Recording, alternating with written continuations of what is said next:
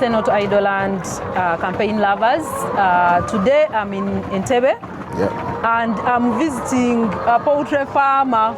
I know most of you know him, you've seen him, but I'm going to allow him introduce himself so that he tells you who he is, and then he will take us around his farm and we'll get to learn. I know by the time we finish this, you finish this video, you will have learned something, one or two at least.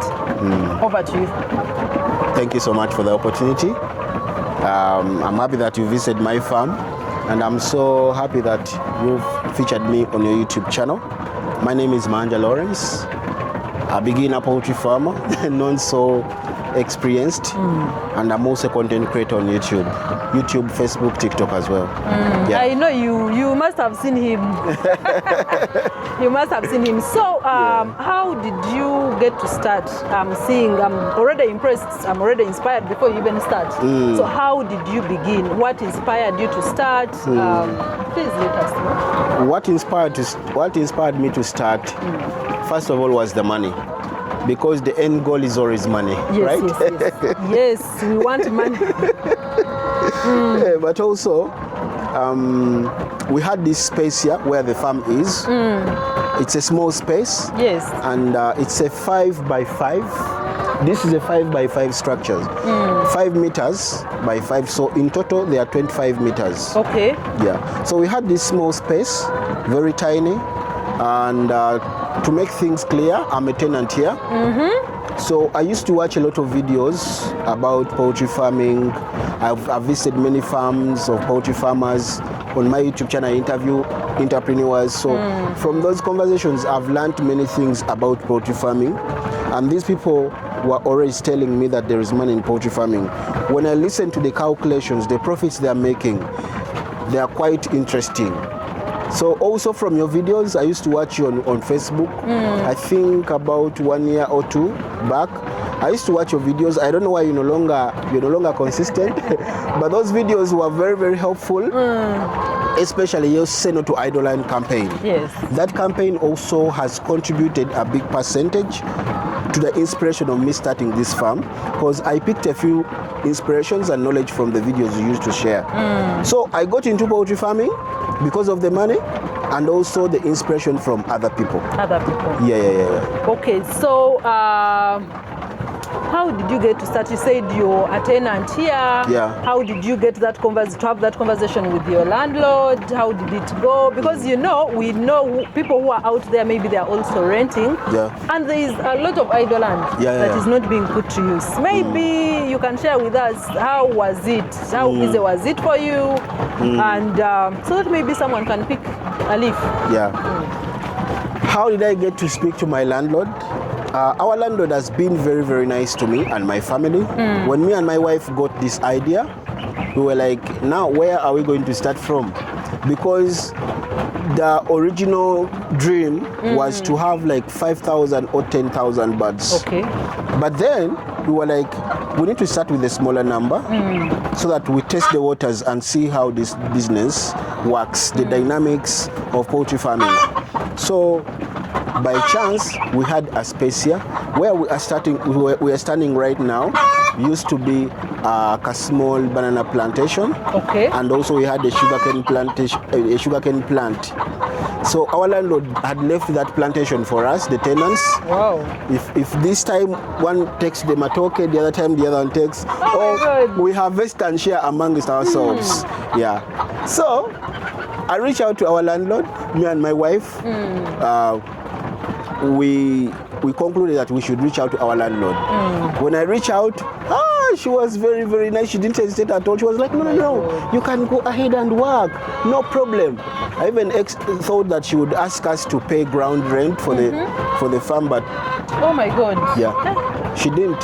So I think it comes back to the relationship you have with a person. Now for us, we are tenants who pay in time. Sometimes we pay several months in advance. Someone you give like 4 months, 6 months in advance. I think that makes you to have a good relationship with them. Dear landlady, landlord, if you get to see this video, just know we appreciate. Yeah. And I know even those landlords, others Very out there proud who of are her. going to watch this video. Yeah. Let's learn. Let's Yeah. not, leave the land idle, the space idle just because you don't want your tenant. Put something productive. Okay, so back to the farm. Have you faced any challenges on this farm? Because me, what I see is perfection. So have you faced any challenges on this farm? Of course, there is no journey without challenges. Challenges have been there. And a good thing for us, we are learning. Remember, I told you that here we are testing the waters. We are trying out things. If we master the craft of poultry farming, there we can scale to a bigger farm. So challenges we've experienced, the biggest challenge is Newcastle. Okay, since we are beginners, we were taking vaccination for granted. We were not vaccinating. There was a time we spent like 3 months without vaccination. And indeed, we felt that when we had an outbreak of Newcastle. You are supposed to be vaccinating every month against Newcastle. Oh, every month? Yeah. If they are still young, you vaccinate against other diseases like what are those diseases? Guys, you know them for poultry. Yeah, they will do that research. I'm a beginner farmer. I just have them in our book. Yes. But you vaccinate against all those things consistently within the time frames designed by the vet. Actually, there are standard sequences you have to follow for you to vaccinate. So for us, we took that for granted, and when we had an outbreak, it costed us a lot of money to treat the birds and also to vaccinate. And also we made losses in sales. So the outbreak came when they had started laying? Yeah, they had started laying. I think they were like 3 months into the laying period. Okay, so how is the market? How is the market? Because, some people say, oh my God, where is the market? There is no market. Have you faced any challenges regarding to the market for the eggs? No. How is the demand? We've not faced a challenge, apart from the first week when we had started getting eggs. We had starter eggs. Starter eggs are usually very small in size, and the market is not huge for them. Very few people buy them. So we struggled with those eggs, and it takes you like 3 months to have a normal sized eggs. So we were struggling with those eggs in the first time they started laying. We were selling to some people and they were buying them cheaply. But when we started having big eggs, we've never had an issue with the market. Because in the neighborhood where we are right now, I think from up here you can have a proper view of the area. The market we have right now, only within the area where we stay, is 20 times bigger than what we can satisfy. Wow. So the current production here only allows us to supply just a few shops. But we have many people. Even people beyond our community come here looking for eggs. Okay. That's interesting. So the market is quite big, and also generally, if we stretch out of my neighborhood, generally in Uganda, the market for eggs is high because many industries rely on eggs. The bakeries, restaurants, each and every day, there is someone eating an egg in another product. When you eat a cake, there is an egg. When you eat bread, there is an egg. Rolex, there is an egg. When you go to a restaurant, they use some eggs. Yeah, so the market is growing and beyond the borders of Uganda as well. I often travel to Kenya. Yes, I've seen you traveling. And in Kenya, even in Nairobi, even as far as Mombasa to the coast, you see that most of the eggs there come from Uganda. They have poultry farmers, but they import a lot of eggs from Uganda as well. South Sudan is another market. I think Rwanda as well. Yeah, so the market is readily available. Yeah. So the market is not a problem? It's not a problem. You just have to start? Yeah, you just have to start and network with people. You have to because if you just start and you've not done market research or networking, you will struggle with your eggs. Yeah, for instance, I have a friend, a poultry farmer, who held my hand She taught me how to do all these things, how to find the market. You have to move around, talk to people. If she has customers who can come and buy from you, that friend of yours suggests customers. For instance, this lady, the one who held my hand, who helped me start this farm, gave me a client who takes 1,000 trays every week. What? And that guy, oh, sorry for calling him a guy, that gentleman came here twice and we were not even having 500 trays. So he was like, are you people just are still trying? Still trying. When you start a bigger farm, you will let me now come. You keep selling in the neighborhood around. Oh my God. Okay. Because here, a day maximum we can get like 20 trays. 20 times 7, that is 140 trays. And besides that, we had people within the area still buying from us. So he would find like 80 trays, 100, and it was like, He was like, no. When you start a bigger farm, please call me. So the market is there. The market is there. People have no excuse. Yeah, even if you have a farm in the village, egg buyers will come. They will come and They will buy come. them. Yeah. Okay, so another thing I wanted to ask, I see the drinkers, some of them have no water, and then the feeders also. Yeah, the feeders. They've already eaten. Yeah, they have already eaten. They have already eaten. We give them food twice a day. Okay. Early in the morning at around 7, we give them food to prepare them for the day, because they lay in morning hours from morning up to afternoon. Then there are some that lay up to like 5 in the evening. So morning you give them food to have energy, so that they produce the eggs they are formed in the night. They form eggs in the night, okay, and then lay them the following day in the morning. So after they eat food, they start dropping eggs like crazy. Wow. Okay, so like how many eggs do you get in a day? In a day, how many birds do you have? Or I have total, around the ones up and the ones. Yeah, right now we are on the upper floor. We are in the cardinal. Yeah, we are in the skies, guys. We are on the upper floor. I think we shall take them down to see Sure. We are on the upper floor, and by the way, I constructed this structure by my own hands. Yes. So we are on the upper floor. If we get like 20 trays a day, you just multiply by 3. Yeah, by 30. By 30. So those are like 600 eggs. Oh my each God. and every day. Wow. Because each tray has 30 eggs. Yeah. So about the feeders, the drinkers, we give them food in the morning and also in the afternoon. And every day, these birds, at the stage they are at, they're supposed to take around 120 grams. There are some farmers that make mistakes of overfeeding and underfeeding. For instance, someone has birds and they take 6-8 months without laying. Yet in actual sense, they are supposed to take 4 months. Only 4 months. Okay. 4, maximum 5 months. So if you are underfeeding them, they are going to take long to lay. If you are overfeeding them, that is also a problem. They will develop fats, and these layers are not meant to have a lot of fats on them because they are layers. Yeah, they are not. They have to be flexible. They have to feel light. Yeah. So do all of them lay, or there are some that are not laying? There are some that don't lay because of the outbreak we had, the one I've told you about. Yes. It damaged the reproductive system of some of the birds. So they don't lay because of that. So how do you identify? But also it is normal, even if you don't have an outbreak, it is normal to have 1, 2, 5 birds not laying every day. Yeah. Okay. So right now you were asking what?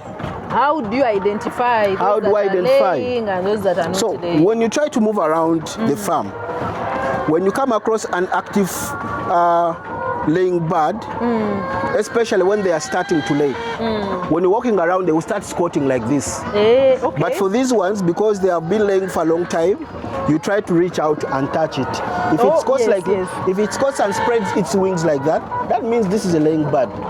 But this one lays. This one lays, this one doesn't. It has stayed still. It has stayed still. And also you can see its comb is dropping. Yes. It's a bit pale. It's not as red as this comb. Yes, you see? yes. So you can also tell by the comb, the color of the comb. Is the comb standing well? the wattles as well down here. Yeah, so you can tell by just looking at it. So for this one, I can also show you another method. Okay. You touch in between the two pubic bones. Now we have two bones here on the extreme end of the chicken. You can try to feel them. There are two here. Now I want you to try to fit in between those two bones. Try to fit in your two fingers. Oh, sorry. It's okay. Okay, yes. Do they fit well? Yes. Now, if those two fingers are fitting well, that means it's a laying bird, an actively laying bird. Okay. Now you're going to ask me. At first you said it is not laying. Yes. But now? But now it's a laying bird. Now, this one is a laying bird, but I think at the moment it is stressed. Oh, yeah. It is stressed at the moment, or it is trying to develop some disease within its body. So it weakens its systems and the egg reproduction stops. But if you treat it, it gets back to normal. But there are those where you have the comb falling. Actually, usually, falling of the comb means the bird is stressed or it is sick. Yeah. But usually, when these two fingers don't fit, it means that bird is not laying. If only one finger that fits, it's not laying. If three fit, that means it lays every day. Sure deal. Now, if it's in between one and two fingers there, it means this bird lays, but not every day. There is another method. You still want more methods? No, they need to pay for that. Okay.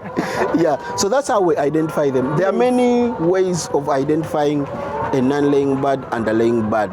You can also, okay, shall I say the rest you learn when you come to the what? When you come for the Senate Idle and Connect, the 11th of July, you will get to learn more. But also, where do they lay the eggs from? They lay from here. These are the laying nests or laying boxes. We have two on this level. Yes. But they can accommodate all of them. Oh, okay. Yeah. They lay in intervals. In intervals, yeah. Intervals. Yeah. So you can see we have some which are laying right now.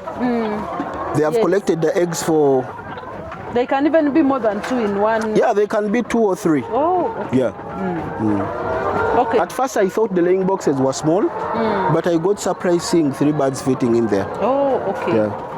But now they seem to be more congested the other side, where it's a bit dark. Yeah, they like that laying box so much because I think you can see there is some bit of privacy. Yes. They also like privacy. You can come and show them. They also like privacy. This is where we collect the most eggs. So the reason why they like this space, it's a bit darker, but that one faces light directly.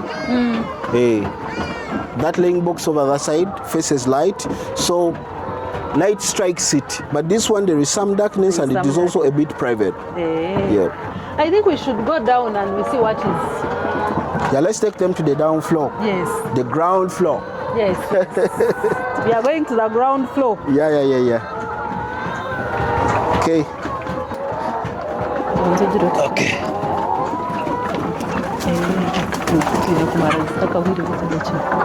Hey. Oh my God. Oh my Botatina.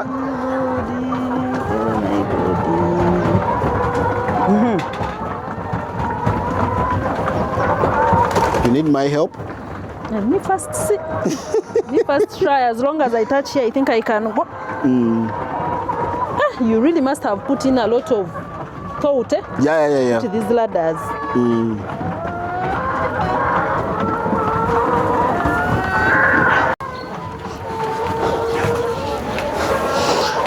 Okay.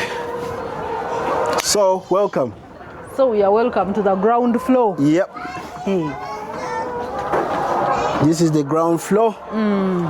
Yeah. This is where we had the matoke I told you. Yes. The matoke, the banana plant was there. The sugar cane. You talked about the sugar cane. Huh? Did you talk about the sugar cane that was somewhere? I think I mentioned it. Hey. Yeah, we had a sugar cane that was somewhere there. And then the matoke. Then that space was for our clothing lines where we hang our clothes to dry. Yeah. Okay, so you've told us the challenges you've faced, but now what advice would you give to someone who has watched this video up to the end and they maybe have questions. We'll get time for you to ask those questions on the day that we will communicate. But now, what advice do you have? Okay, for me, I'm someone who is interested. I don't know where to start from, but also maybe I have a lot of money and I want to start at the same time, or I want to go into my retirement. I'm worried. What advice do you have for the youth and all the other people that have managed to watch this video? Yeah, my advice I have for people is, before you start anything, any venture, any investment, you try to research about it. Don't go by hype. Someone has come, they have told you, and then you get excited. You invest and make losses. You can easily make losses in poultry farming. I've had people and cry you can over easily it. make profits. It all depends on how prepared you are before starting. Because if you know what to do, you are going to avoid all the mistakes, like the mistake we made. If I told you how much money we lost as profits, it's scary. But we are okay with it because we started this farm knowing that it's a testing ground before we start a bigger one. You get it? We learned the hard way. Yeah, of course. Yeah. You learned the hard way, but I think right now it is worth. So information is power. Information is strength. Yes. Okay, it's going to put, guys, sorry. Okay, I'm a parent. Okay. Yeah. So knowledge, research, network with farmers or people within the space you're interested in. It can be any other space, not only farming, agriculture. Yes. Yeah, so network with people and get knowledge. I hear people saying your network is your net worth. Thank you. In Uganda, in Uganda we have a saying that says, all birds of the same feathers flock together. Yes. Yeah. Tell me your friend and I tell you what you think. Okay? Yes. Yeah. So knowledge. The second one is, when you are starting, especially when you're not sure of what you're getting into, it's better you start with a smaller investment. An amount of money you can manage to lose. You are okay to lose in case things go bad. Yes. Where you won't feel a lot of pain when things go elter-scatter. Yeah. For example, Asia, we started with 500 birds. And now you have how many? No, we are still at 500 birds. Oh, yeah. Yes. But our main goal is to have a farm of 10,000 birds or maybe 5,000. And I believe you're going to. Yeah, we are going to. Probably before this year ends or next year. Yeah, because right now we already have the experience. Wow, yes. Yeah. So that's why the start small, grow big. And also, those ones who think people who start small and they are telling their stories and they are telling them that they are motivational speakers, they started with one goat, all that.